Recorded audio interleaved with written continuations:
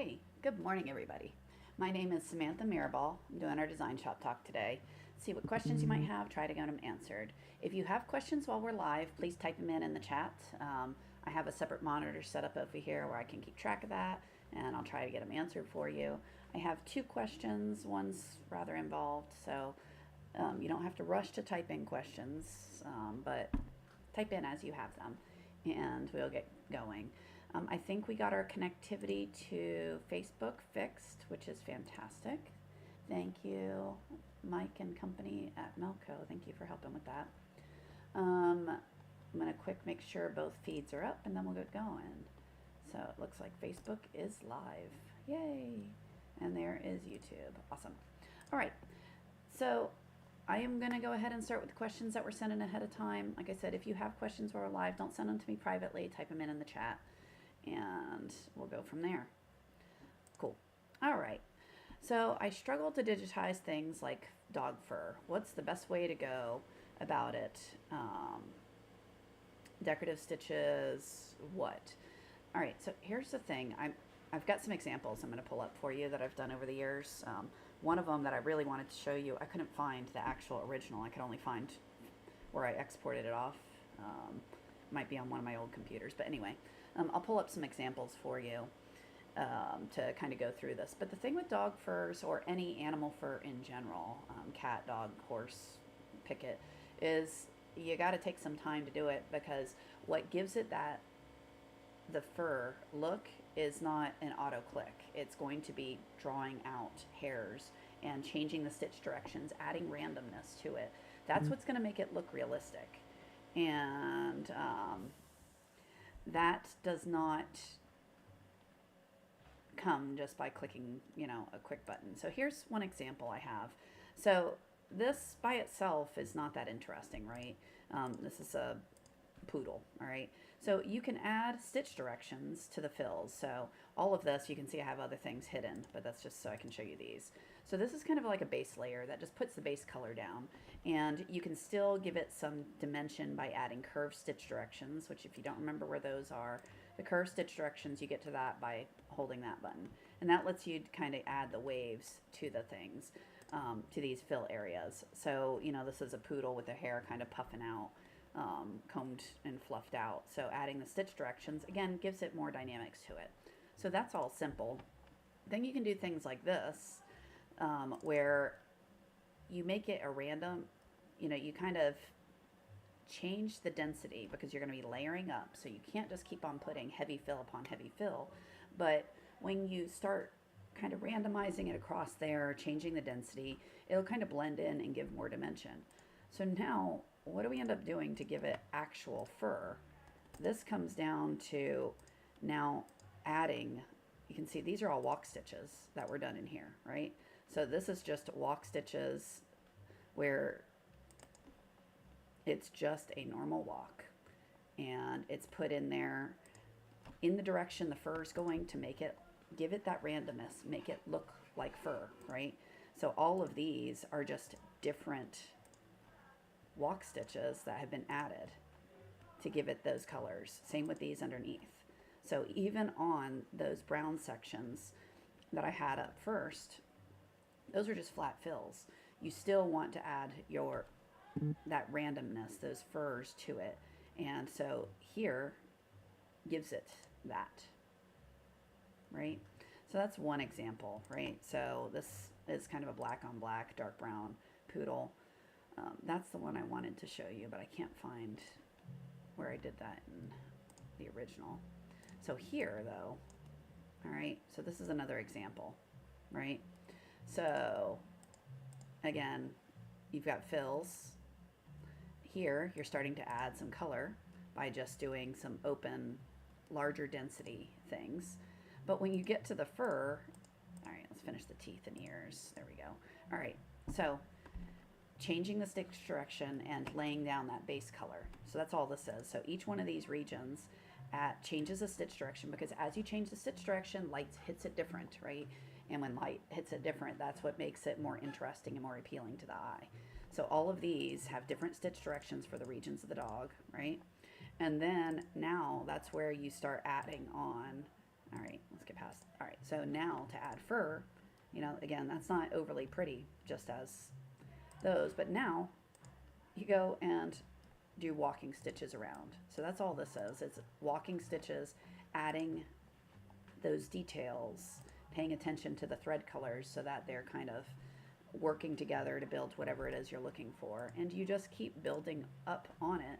So we have, browns, blacks, just continuing to build to make it look more realistic. See that? So by the time it's all said and done, you've got something that looks kind of like a crazy mean dog, but you know what I mean. So you've got the detail of the fur, and it makes it look more realistic. Let's see. Go away. Let's see. I had one other. This one annoys me. I can't find the actual file, but I wanted to show it to you anyway. All I could find was my expanded one, which just annoys me. So this one, again, it's a black poodle, and black on black is hard. So it's got gray base under. So if you look at how it's built, right? So you're doing a whole lot of, flat fills. And then if I turn those off and just zoom in on here, so these are actually fill sections, right? So these are fills with the density large and then adding a random edge to it. So just, if I draw a fill, just to show you. All right, so I have a fill. If I go into the properties and, make it something big, turn off the underlay. And then I can change the effects and add a random edge. And then you can play with this number. But you'll see it adds the randomness to there. So all of these sections are just fills in different stitch directions and done with random edges on it to give it that effect. And really, you just keep building your design up. So I'll skip all that. Nope. I'm looking for the actual blends that make it look like fur. Like that. All right, well, let's just turn it all back on. So like the 22. All right, so this is a fancy poodle. So again, this goes back into adding adding fills, adding curved stitch directions, doing all that stuff to give it motion. You've got some running stitches in here that are done to, again, add that wispy look to it, and those sorts of things. Hey Beth, thanks for joining today. So it's, doing fur and animal stuff like that just takes time of working through it to get the look. And I always use, as you can see, a lot of these running stitches where it's drawn back and forth and just kind of walked around. The stitch direction's a little bit large, right? So the stitch length is on the larger side because I don't want it sinking in to the fill underneath it. I want it to stand up and give it that dimension. Okay? So was that the actual question? Yeah. All right. I designed this thing in Lightburn, saved it so that's a tool that's used for laser cutters, for those who aren't aware. Saved it as an SVG, imported in DesignShop, and turned it into an embroidery design. Sharp corners, round ones are not that nice following the curves when turning into a visible tack down stitch. How do I change the direction of these stitches? Okay, so I'm not really understanding the actual question. So I think what you're saying is, like, in these corners, along there, you're not liking how the underlay is, or it's the tack down. The tack down should just be a running stitch, so all you do is move the stitches around, right? So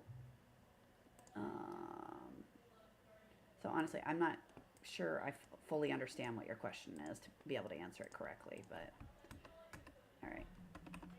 So if I've got a sharp corner here and I use shift click and I've got a running stitch. So if this running stitch is just not where you want it, all you got to do is move it around. So grab your point and move it.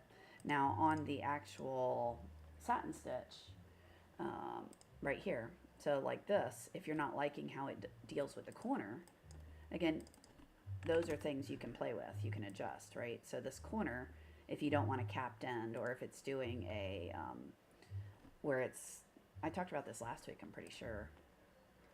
Oh my gosh, Lorena, extra cold Fairbanks, Alaska. Ooh. Okay. I'm wrapped in a heated blanket right now, even though, yes, I'm wearing tank top, but yeah, I'm in Florida, freezing, and it's like 70 out. So, all right, so these corners, if you turn this mess off, it sweeps around here. -30, no, thank you. Enjoy that. I would die. Well, all right, I'm facetious, but I would not survive well. All right, so these corners, when it does weird stuff, right? So then you've got to decide how you want to change it. So I can go add corners. If you don't have that tool, you can split this apart, and now I've got two overlapping lines. So maybe that's a look you want. Or if you want to cap it yourself after you do that, well, then you are going to do things like this, right? And just change the order of it. Right? So you can play with these to get different looks to kind of blend that in. This guy here, the stitch direction's kind of wonky, so you would have to change it from a single line to a column so that you can twist those stitches into it, right? So I'm twisting them the wrong way. Backspace. Let's try that again. So we want it closer to that. So it blends a little more seamlessly and you can play with it. So I didn't quite match it there, but you get the idea. Okay, so when you're working with these, like you said, you converted it to an applique and then the tack down wasn't what you wanted it. So all you really have to do is either add points and then move your tack down around. So let's say I wanted to do something like this for my tack down. I can do that, right? I just add points and move them around. Sherry, thanks for joining too. It's 37 there, but 60 to 80 mile an hour winds. It's like a small hurricane here, tropical storm. So, let's see, what was the actual question? Change the direction of the stitches. All right. So the other thing so you might be talking about the top stitching. So just to cover it, if you've got top stitching and let's say it's a single line like this, right? So this is top stitching, turn that off. And you don't like the stitch directions, you can see there's lines there where, okay, so I can move these around and that will change the direction of the stitching. Now, do I like this? Me personally, no. I like what it had. I like it perpendicular to the direction, but that's just me, right? So you can change stitch directions. You can add stitch directions. Left click and drag. You can delete these. So if these are bad, click on one and hit delete. So you've got lots of options there. When you have complex fill that like a complex shape that also has satin sections, it'll often have a whole lot of, especially on conversions, a whole lot of stitch directions. So what you'll want to do is select the shape, click on the stitch direction tool. Now you'll have accessibility to those. You can delete, add, modify, whatever you need to do with them. So maybe that's what you're looking at. That's physically what's going to change your stitch directions. Trying to think anything else you might be. I'm guessing, I'm sorry, not understanding. So I don't know, hopefully that helps some. What other questions do you guys have that are online? Because those are the two I had here. That poodle, that's what it ends up looking like. It sewed really pretty too. That's my dog. So, all right. What other questions might you have?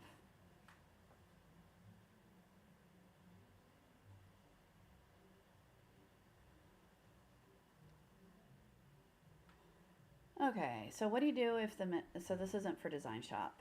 So, what do you do if the machine freezes? Yeah, I love that guy. All right, you had a scenario where it froze mid sew out. What do you do?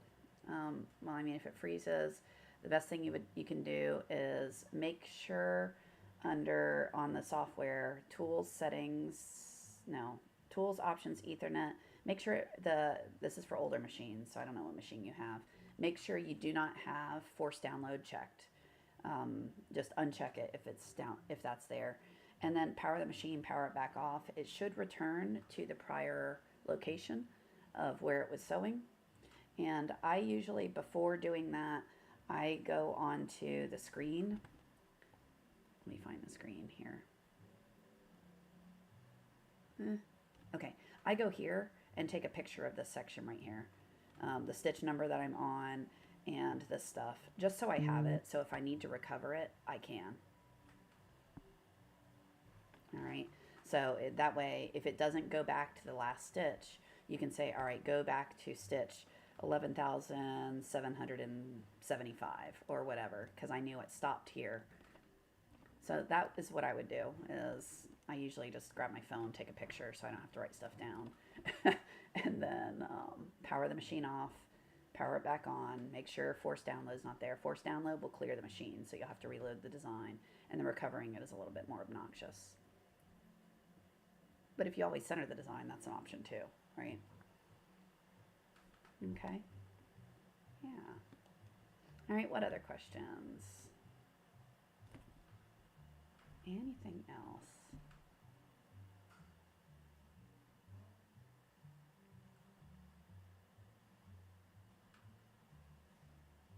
I'll wait a little bit. I hope, just in case someone's typing and says, don't get off yet.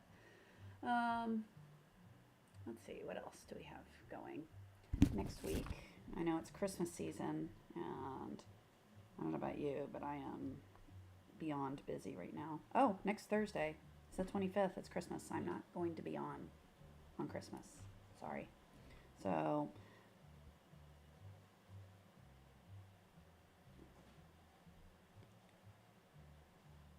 all right. So, yeah, so not next Thursday, the 25th, and then New Year's or the first of the year. I'm going to be out of town for that, for my husband's birthday. So I'll be back on the 8th at this point. So yeah, we've got this one, and I guess I could look at doing one earlier next week if y'all want one. So if I get a bunch of questions, I'll look at that. So I'll look on Tuesday. But right now, is there a way to use a small spool of silk? Oh, yeah. So the question is, can I use a small spool of thread on my EMT16? The hole in the spool is too narrow for the holder. So yeah, there are a few options. I believe Bernina makes it. I'm not 100% sure on that. I think it's a Bernina attachment that you can clip on. It's meant for single needle machines, but it's got this little clippy thing with and a wire that you can put it over, and you can clip it onto the thread tree. And then basically what you do is you'd have that spool of thread hanging off on its little wire over here, and then you'd thread it into the needle or into the hole that you want. No, you do not remove the inner piece. You will ruin. So it says, I want to use the smaller spools that have the narrow hole, don't fit over the tube. Do I remove that inner piece? No, that'll ruin the thread. Don't do that. What I have done is, I don't have one in here. I've taken a few different options. One, in the past, I've just thrown the spool into a coffee cup, set it on the counter, run the thread up, and thread it through, and just made sure the thread was not being snagged as it comes up, so it was just pulling as it goes. That's not really ideal, but I've done that. Another one I've done is taking the hangers, a wire, oh my goodness, clothing hanger. So a wire clothing hanger. I've snipped it, bent it, so that I can basically put it between two other of the tubes that are not in use, and I just put the spool of thread between it. So basically I wind it on to a bent up piece of hanger and just stick it on the machine however I can. I've seen people do all kinds of things with hangers and tape, and I've seen one person, they just kept bending it around so that it had a wire sticking up, and then they just used a clamp with the the bends over there and clamped it to the thread tree. So then they had a wire sticking up. So those are all different ways I've done it. But yeah, do not remove the inner piece of the thread. It will destroy that thread. What other questions do you guys have?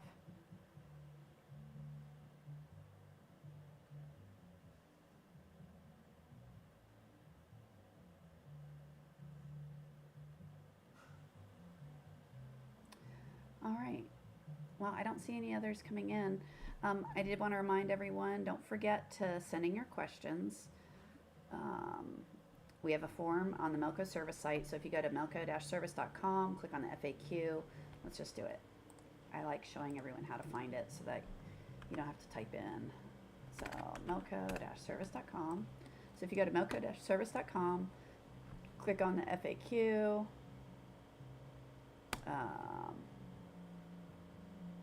And then on Design Shop, and then right there. Right there is the link, and that'll, oh, that's, no, sorry, right there is the link. Don't click on that right now. But that will take you to the little form that you can, I don't know that it will let me, ooh, it lets me, that's fun. So you can type in any questions. If you have more than one file to upload, don't worry about it. Just, you know, submit one, submit this thing, put it in here, and, you know, for the next line, type in your info and just say, here, you know, additional picture or whatever. Yeah, the coffee mug. I do lots of weird stuff just to get it done. The only thing I will say, if you do that, you've got to pay very careful attention to where that thread is going so that it doesn't get hung up on stuff getting into the machine. If it gets hung up, you're just going to be fighting thread breaks. So, yeah. All right. Any other questions before I call it a day? And like I said, next week is Christmas. The week after that is New Year's. So I will be back in 3 weeks. But I'll check on Monday and see if I got a bunch of questions before Christmas. If I do, I'll look at doing one on possibly Tuesday. All right, all. Thanks for joining today. Have a very happy holiday season. And I will talk to you guys next time. All right? Bye, everybody.